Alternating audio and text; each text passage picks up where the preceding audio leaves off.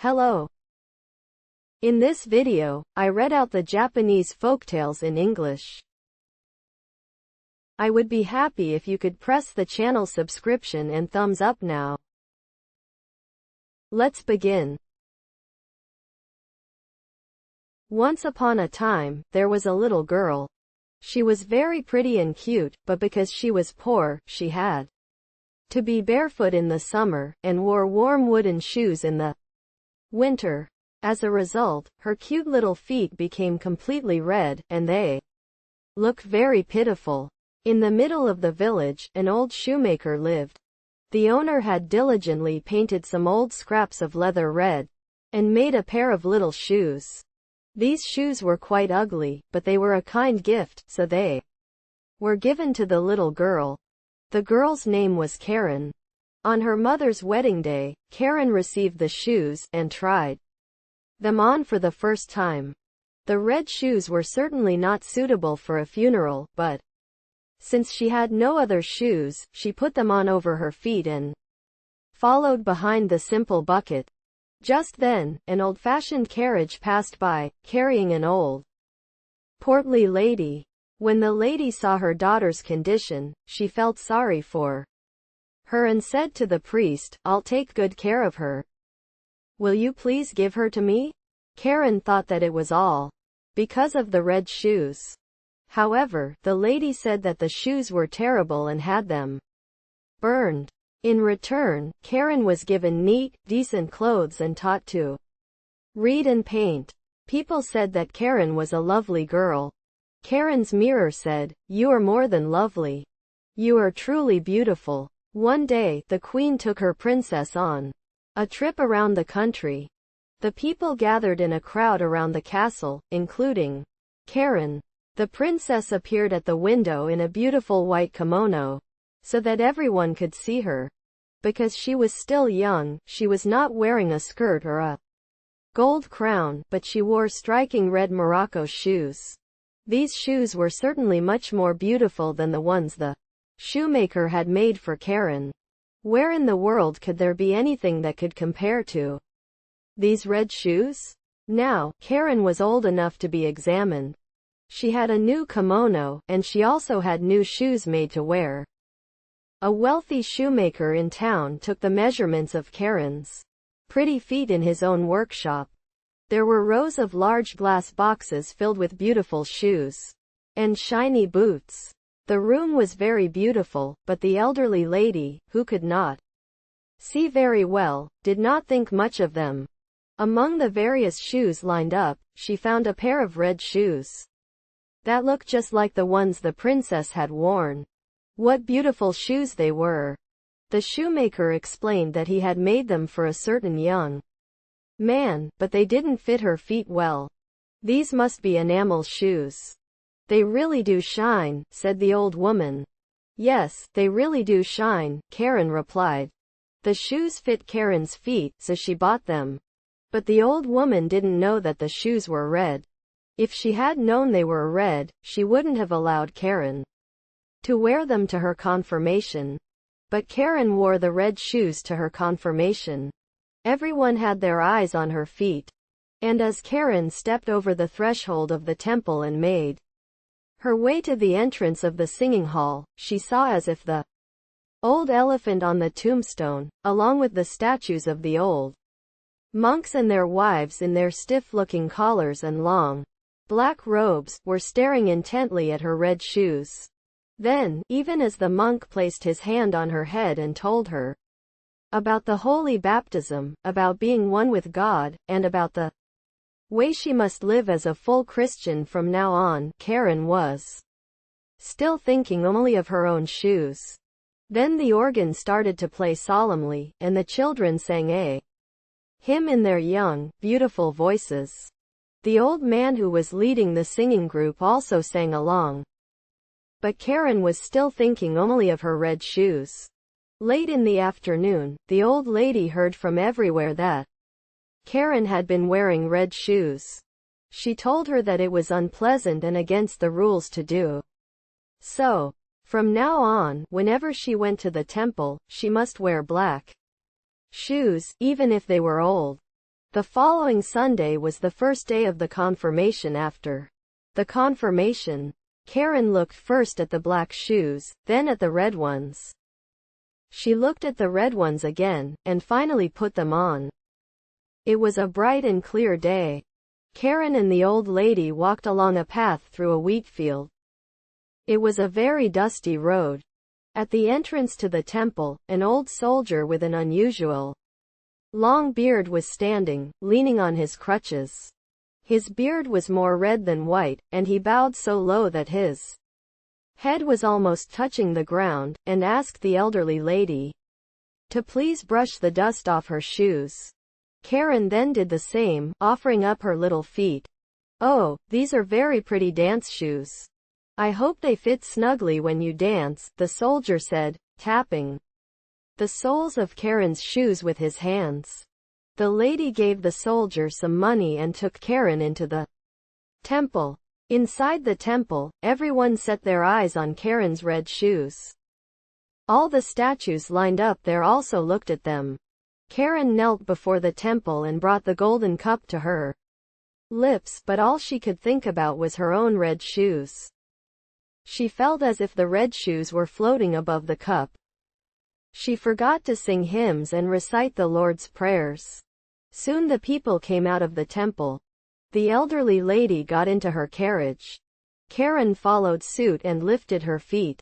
The soldier said again, "Oh, what beautiful dancing shoes." Strangely enough, no matter how much she tried to stop, Karen could not help but take 2 or 3 steps. Then her feet continued to dance on their own. Karen seemed to be at the mercy of her shoes. Karen danced round and round the corner of the temple. No matter how hard she tried, she couldn't help it. So the driver had to go after her and catch her. He picked her up and put her in the carriage, but her feet kept dancing, so Karen kicked the kind lady's feet until she was tired. At last, they managed to get her shoes off, and her feet finally calmed down. When they went inside, they put the shoes away in the cupboard. But Karen couldn't help wanting to see them. Now, the old lady got very sick, and it was said that she would never get up again. Someone had to stay by her side and look after her. This was a duty that Karen had to do more than anyone else. But that day, there was a big wedding party in the town, and Karen had been invited to attend. Karen saw the lady, who seemed not to be saved. She then looked at the red shoes. She didn't think anything bad could happen to her. So this time, she put on the red shoes. And there was nothing bad about that. But after she put them on, Karen went to the wedding party. And she started to dance. But when Karen tried to go to the right, her shoes started to dance to the left. As she walked up the steps, her shoes started to dance down the steps the other way, and then they came to a street and she went out through the town gate. All the while, Karen couldn't help but keep dancing. And as she danced, she went deeper into the dark forest. Then, she saw something shining in the echoes above, and Karen thought it might be the moon.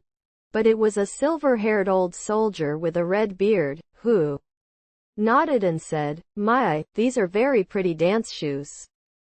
Karen was so surprised that she wanted to take off her red shoes, but they were still firmly stuck to her feet.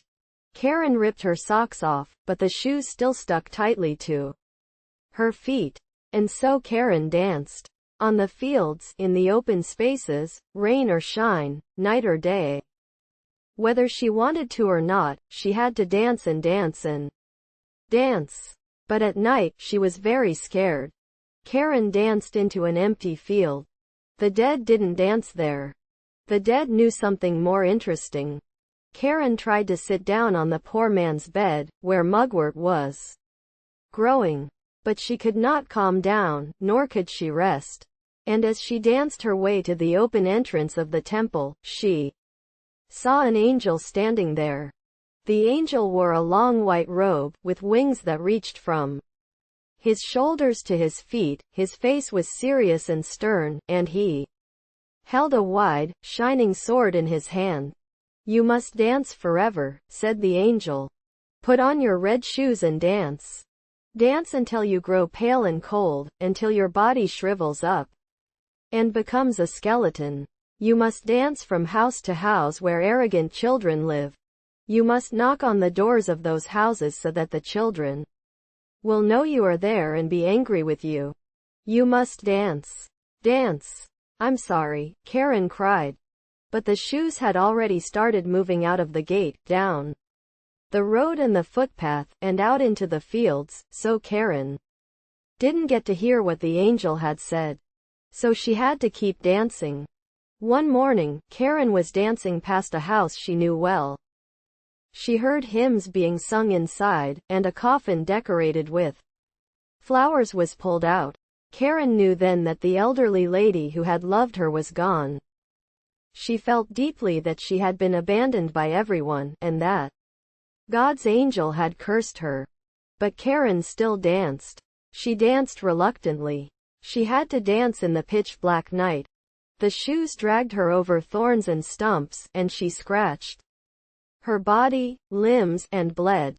Finally she crossed the field and danced to a small house that stood there by itself. She knew that the executioner lived in that house. So she tapped her fingers on the glass of the window and said, "Come on out. Come on out. I can't come in, for I have to dance." The executioner then replied, "Perhaps you don't know who I am. I'm an officer who cuts off the heads of bad people with an axe. Look, my axe is making such a loud noise. I don't want to behead you," Karen said. "Then I won't be able to repent of my sins. But please cut off my feet along with these red shoes." So Karen confessed her sins in full. The executioner cut off her feet, which were wearing the red shoes. But the shoes danced off with her little feet across the field, into the deep woods. Then the executioner made her a pair of wooden crutches and a pair of wooden feet, and taught her the hymn the chief always sang. So Karen gave the axe-wielding official a kiss, and then she crossed the field and left. "Okay, I've suffered enough because of the red shoes. Now let's go to the temple so everyone can see." Thinking this, Karen hurried to the temple entrance, but when she got there, the red shoes were dancing right in front of her. Karen was so startled that she turned back. For a whole week, Karen was so sad that she cried pitiful tears over and over again. But when Sunday came, this time I have suffered and fought so much. I feel that I am just as righteous as those who sit in the temple, with their heads held high and have nothing to be ashamed of. Thinking this, Karen mustered up her courage and went. But before she even entered the gates of the cemetery, she saw the red shoes dancing before her eyes, and she became very scared, and felt deep regret in her heart. So she went to the priest's house and asked him to let her be a maid. She told him that she would work as hard as she could, without being lazy. She didn't want any allowance. She just wanted to live under the same roof as those who were righteous. Because of this, the priest's wife took pity on Karen and decided to put her to work. Karen worked very hard and became very thoughtful. In the evening, the priest read from the Bible in a loud voice, and Karen sat quietly and listened. All the children liked her very much. But when the children talked about clothes, about their daily lives, and about wanting to be beautiful like the king, Karen just shook her head. The next Sunday, everyone went to the temple together, and they invited Karen to go with them. But Karen, with tears in her eyes, stared sadly at her crutches. So everyone went out to hear God's voice, but Karen went alone and sadly into her small room. The room was just big enough for her bed and a chair. She sat there with her hymn book. As she devoutly read the book, the wind carried the sound of the temple organ. Karen raised her tear-stained face and said, "Oh, God, save me." Then the sun shone brightly and beautifully. And the same angel she had seen at the temple door that night dressed in a white kimono, stood before her. But this time, instead of a sharp sword, he held a beautiful green branch full of roses. When the angel touched the ceiling with it, it rose higher and higher, and wherever he touched it, gold stars began to shine. Then the angel touched the walls all around, and the walls gradually grew larger and larger.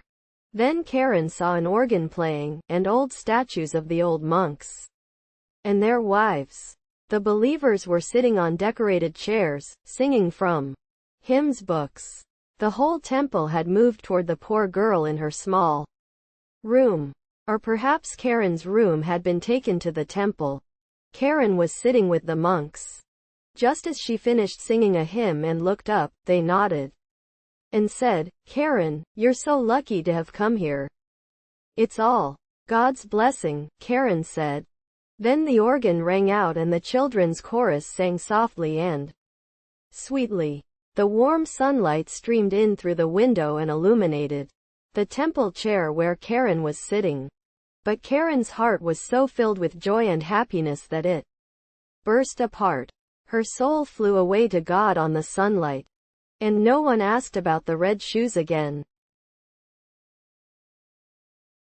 That's that.